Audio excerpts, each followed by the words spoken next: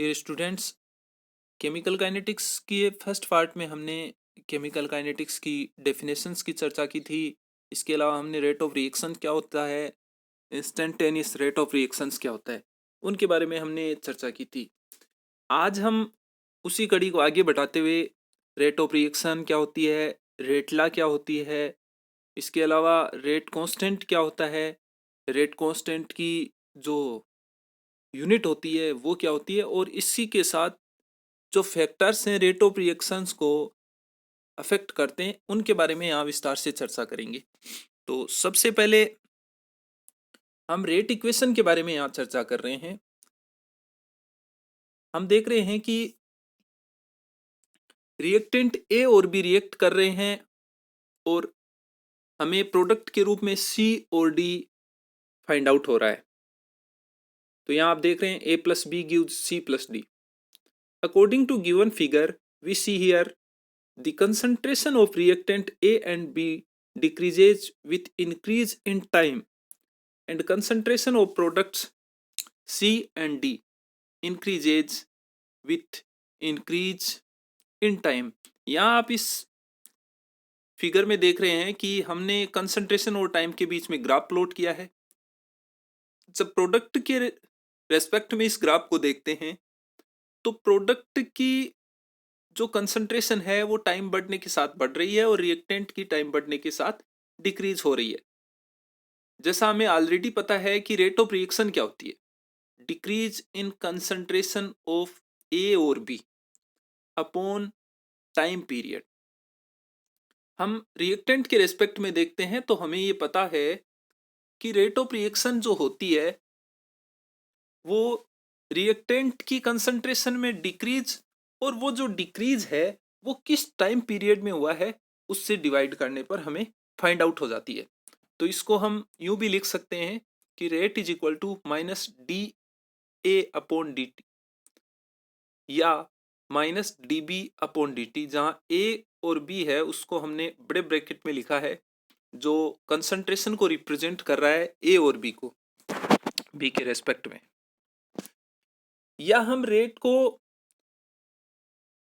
Product के respect में rate जो इक्वेशन है उसको देखते हैं तो रेट ऑफ रिएक्शन होती है इंक्रीज इन कंसंट्रेशन ऑफ सी और डी अपॉन टाइम पीरियड।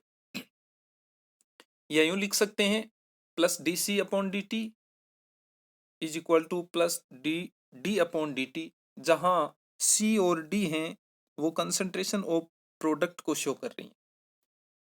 अब हम दोनों इक्वेशन से देखें, फर्स्ट और सेकंड इक्वेशन से, तो हम देखते हैं कि rate is equal to minus d A की concentration upon D T is equal to minus d B की concentration upon D T is equal to plus D C की concentration upon D T is equal to plus D D की concentration upon D t, जिसके बारे में हमने पिछले video में चर्चा की थी। नेक्स्ट हम एक जनरल इक्वेशन लेते हैं या जनरल रिएक्शन लेते हैं। जो हमने पीछे रिएक्शन ली है उसमें रिएक्टेंट और प्रोडक्ट सभी के हमारे पास एक एक मोल थे, लेकिन ज़रूरी नहीं किसी भी रिएक्शन में मोलों की संख्या एक ही हो, वो दो भी हो सकती है, तीन भी हो सकती है, उसे हम n से रिप्रेजेंट करते हैं। तो इस केस में जो हमारी रेट होगी वो क्या होगी, जो हमने पीछे रेट के बारे में बात चर्चा की जिसमें रिएक्टेंट और प्रोडक्ट सभी के मोल्स की संख्या एक थी, उसमें ही हमें मोलों की संख्या से डिवाइड करना है। तो हमने देखा जो जनरल रिएक्शन हमारी है NaA यानी A के Na मोल हैं, B के Nb मोल हैं, वो रिएक्ट कर रहे हैं और प्रोडक्ट के रूप में C और D फाइंड आउट हो रहा है, जिसमें C के Nc मोल हमें फाइंड आउट हो रहे हैं और D के Nd मोल हमें फाइंड आउट हो रहे हैं। तो इस केस में जो हमारी रेट है वो होगी -1 अपॉन Na, यानी A के जो मोल थे वो हैं Na into Da upon dt, और इसी प्रकार B के केस में होगी और C और D के केस में ये पॉजिटिव होगी। तो यहाँ से हम देख रहे हैं कि जो डिकम्पोजिशन ऑफ रिएक्टेंट A है rate of decomposition of reactant A की चर्चा करें तो वो minus d A upon D T होगी, और इस केस में वो रेट को उसके मोल्स से मल्टीप्लाई करने से फाइंड आउट होगी, क्योंकि रेट हमारे पास minus one upon n A into d A upon D t है, जबकि डीकम्पोजिशन की रेट जो है रिएक्टेंट की वो minus d A upon D t है। तो वो इस रिएक्शन की जो रेट है उसको एन ए यानी ए के मोल से मल्टीप्लाई करने से हमें फाइंड आउट हो जाएगी। इसी प्रकार हम बी के केस में बात करें, डीकम्पोजिशन की रेट ही होगी, लेकिन सी और डी के केस में हमारे पास में जो रेट होगी वो फॉर्मेशन की होगी। यहाँ पर rate of formation of reactant C की जगह rate of formation of product C होगा, वो होगी plus D C upon D t, जो कि रेट को सी के मोल से मल्टीप्लाई करने पर फाइंड आउट हो जाएगी। तो इस प्रकार हमने एक जनरल रेट इक्वेशन के बारे में यहाँ पर चर्चा की है। नेक्स्ट हम रेट लॉ या रेट एक्सप्रेशन या कंसंट्रेशन डिपेंडेंस ऑफ रेट्स, वेग पर सांद्रता की निर्भरता या वेग नियम अथवा वेग व्यंजक के बारे में यहाँ चर्चा कर रहे हैं। जैसा हम द्रव्य अनुपाती क्रिया नियम के अनुसार जानते हैं, किसी निश्चित ताप पर कोई हमारे पास फिक्स टेम्परेचर है, उस पर अभिक्रिया का वेग है, वो क्रियाशील अभिकारकों की सांद्रता पर निर्भर करता है। तो इस प्रकार जो रेट लो है वो रिप्रेजेंट करता है quantitative weight relationship between rate of reaction की rate and concentration of reactants for a given reaction. जो रिएक्शन हमने पीछे जनरल रिएक्शन की चर्चा की थी, ए के एन ए मोल हैं, बी के एन बी मोल हैं, वो रिएक्ट करके सी के एन सी मोल और डी के एन डी मोल प्रोडक्ट के रूप में हमें दे रहे हैं।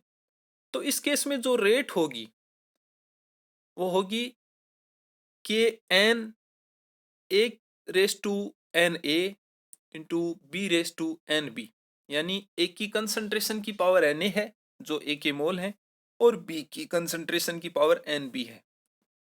यहां पर हम देख रहे हैं कि जो के एन है वो हमारे पास एक प्रोपोर्शनल कांस्टेंट है या समानुपाती स्थिरांक है, जो पदार्थ की प्रकृति तथा ताप पर निर्भर करता है। स्पेशल बात यहाँ पर ये निकल के आ रही है, स्पेशल नोटेड पॉइंट यहाँ ये है कि जो के एन है, जो प्रोपोर्शनलिटी कांस्टेंट है, वो पदार्थ की प्रकृति और टेम्परेचर पर निर्भर करता है, और इसे हम अनेक नामों से पुकारते हैं, जो है रेट कांस्टेंट या वेलोसिटी कांस्टेंट या स्पेसिफिक रेट ऑफ रिएक्शन या वेलोसिटी कोएफिशिएंट, वेग गुणांक या वेग स्थिरांक या विशिष्ट अभिक्रिया वेग। अब इस रिएक्शन जो हमने रेट की थर्ड इक्वेशन ली है उसमें Na और Nb है, जो कंसंट्रेशन टर्म्स की पावर्स हैं, उनका जो सम होता है, the sum of powers of concentration terms in rate law is called order of reaction. वो रिएक्शन के ऑर्डर को रिप्रेजेंट करता है। इसी इक्वेशन में यदि हम माने कि कंसंट्रेशन जो है ए और बी की वो 1 के इक्वल हो, तो हमें पता है कि 1 की पावर कुछ भी हो वो 1 के इक्वल होगी, और उस केस में हमारी जो रेट है वो रेट कांस्टेंट या वेलोसिटी कांस्टेंट या स्पेसिफिक रेट ऑफ रिएक्शन के इक्वल हो जाएगी, या यूं कह सकते हैं rate is equal to k N.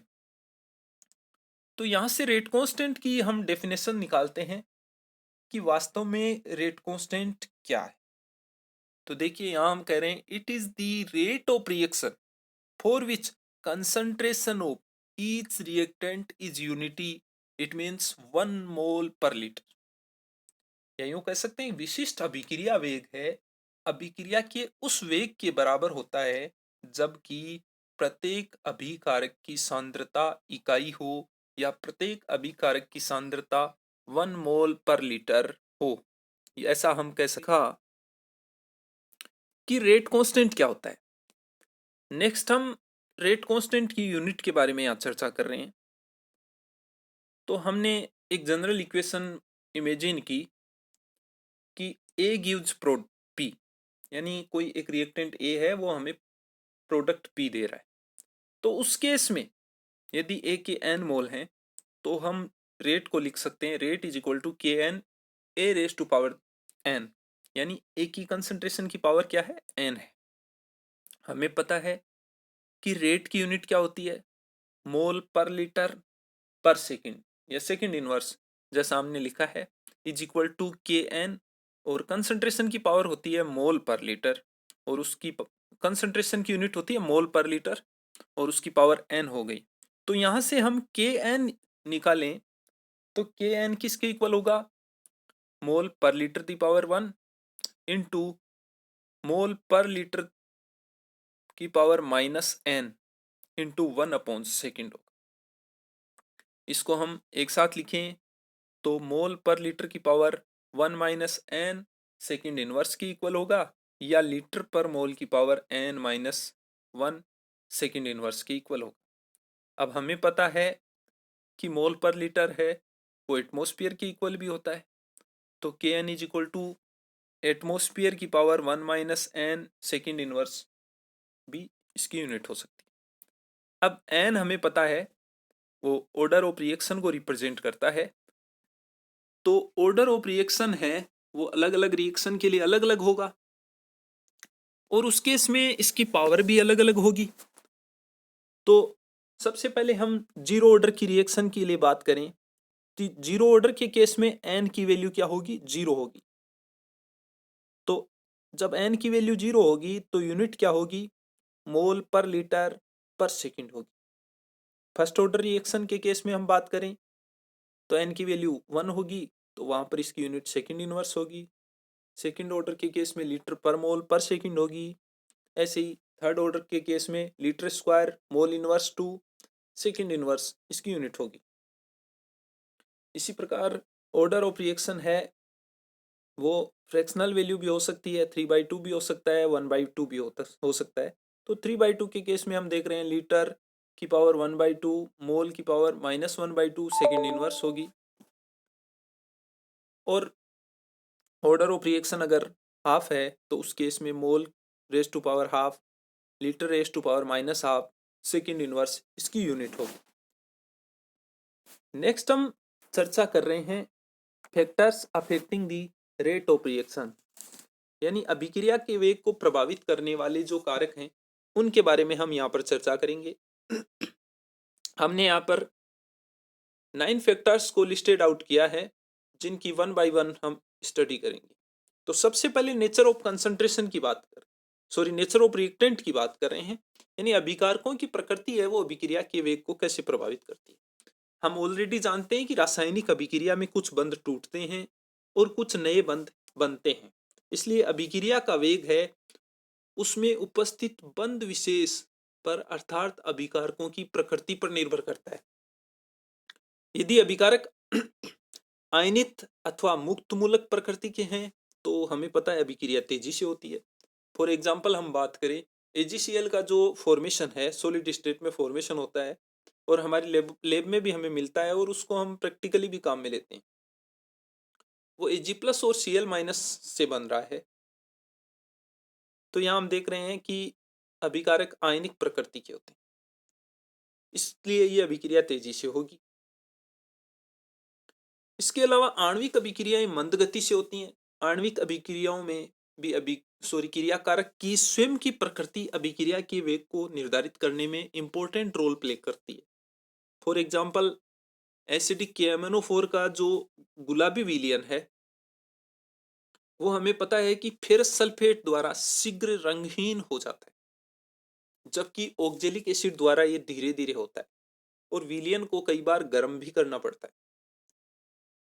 ऑक्सीकरण अपचयन अभिक्रियाएं आयनिक अभिक्रियाओं की तुलना में मंद गति से होती हैं।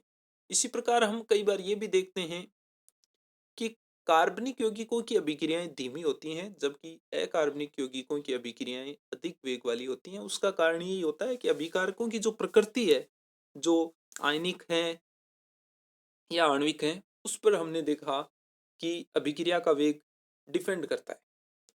नेक्स्ट पॉइंट हम जो चर्चा कर रहे हैं वो कंसंट्रेशन ऑफ द रिएक्टेंट्स है। रिएक्टेंट की सांद्रता की बात कर रहे हैं। अणुगति के सिद्धांत के अनुसार रासायनिक अभिक्रिया का वेग अभिकारी अणुओं में प्रति सेकंड होने वाली कोलिजन्स की संख्या द्वारा निर्धारित करते हैं या टक्करों की संख्या द्वारा निर्धारित करते हैं। टक्कर को हम संघटक भी कहते हैं। फॉर एग्जाम्पल हम हाइड्रोजन और आयोडीन से HI के निर्माण की बात करें तो रिएक्शन को हम लिखते हैं H2 + I2 gives 2HI।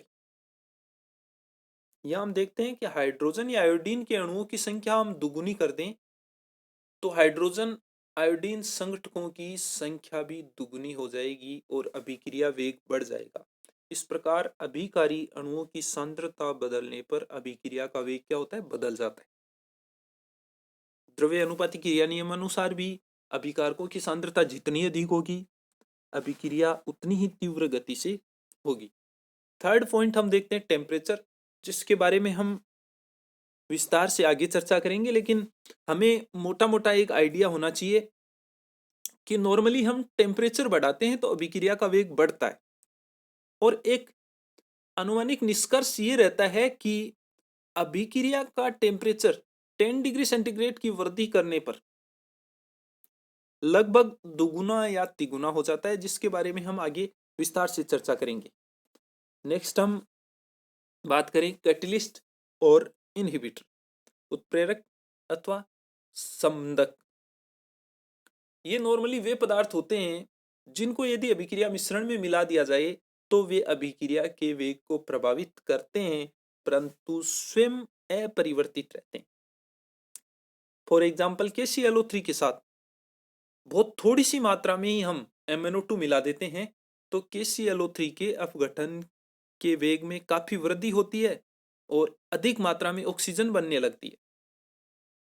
Hydrogen और ऑक्सीजन के संयोग को प्लेटिनम उत्प्रेरित करता है और इस प्रकार जो उनका संयोजन है वो फास्ट होने लगता है प्लेटिनम की प्रेजेंस में।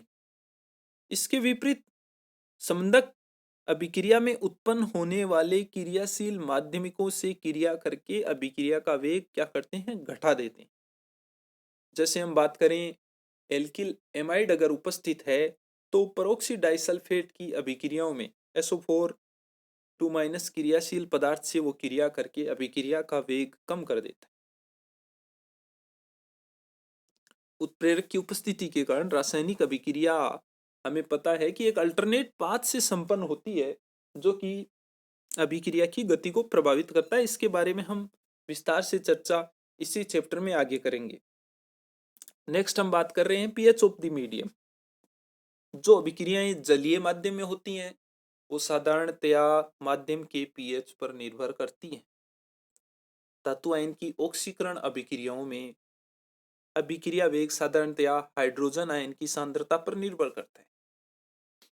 हम बात करें अम्लीय विलयन में Tl3 FeCN6 4- को ऑक्सीकृत कर देता है, जबकि थेलियम 1 आयन है वो FeCN6 3- द्वारा ऑक्सीकृत नहीं होता है, लेकिन क्षारीय माध्यम में जो 1 आयन है वो ऑक्सीकृत होता है, जबकि फर्स्ट जो थर्ड वाला है वो नहीं होता है। नेक्स्ट हम चर्चा कर रहे हैं नेचर ऑफ द मीडियम या सोलवेंट की बात करें।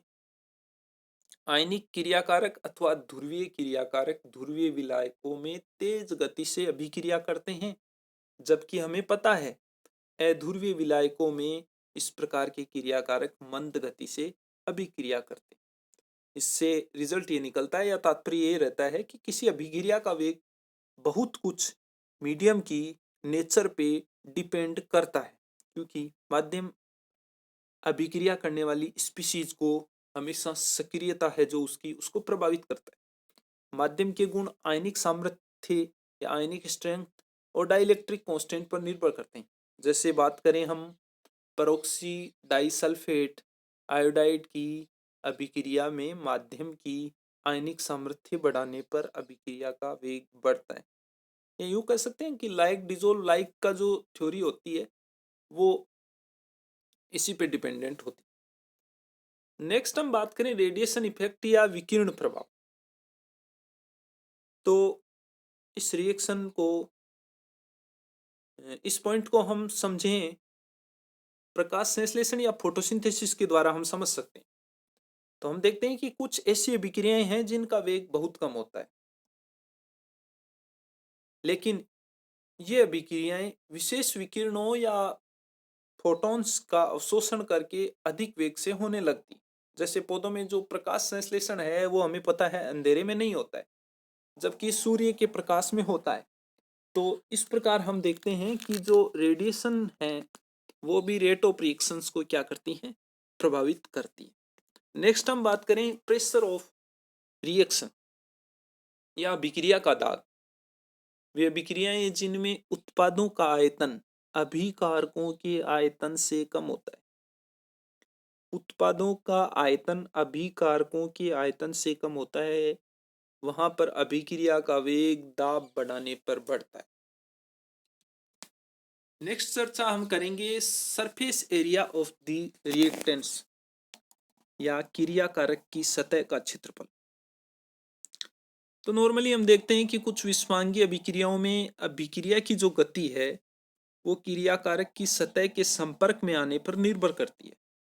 ऐसे में अभिक्रिया की गति सतह के क्षेत्रफल या सरफेस एरिया के प्रोपोर्शनल होती है।